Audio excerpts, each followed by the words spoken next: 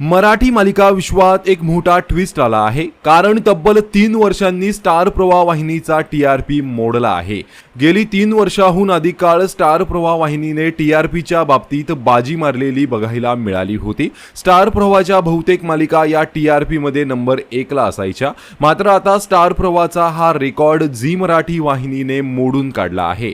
Star प्रवाहाची ठरलं तर मग ही मालिका महाराष्ट्राची महामालिका म्हणजेच नंबर 1 मालिका म्हणून आतापर्यंत वर्चस्व गाजवत होती, मात्र आता झी मराठीची कमळी ही मालिका महाराष्ट्राची नंबर 1 मालिका ठरली आहे। टीआरपीच्या बाबतीत स्टार प्रवाहाच्या बहुतेक मालिका या शर्यतीत अग्रेसर ठरत होत्या, मात्र नुकताच आलेल्या अहवालात मोठा ट्विस्ट बघायला मिळत आहे। ठरलं तर मग ही मालिका टीआरपीच्या स्पर्धेतून खाली आली असून आता झी मराठीची कमळी ही मालिका महाराष्ट्राची नंबर 1 ची मालिका ठरली आहे।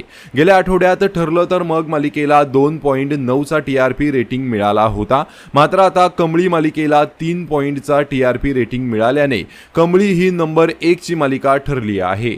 दरम्यान झी मराठीच्या सनई चौघडे या मालिकेलाही 2.8 असा टीआरपी मिळाला आहे, तर तारिणी या झी मराठीच्या आणि आनंदी या स्टार प्रवाहाच्या मालिकांना 2.6 चा रेटिंग मिळाला आहे। त्यामुळे हा ट्विस्ट बघून अनेकांनी आश्चर्य व्यक्त केलं आहे।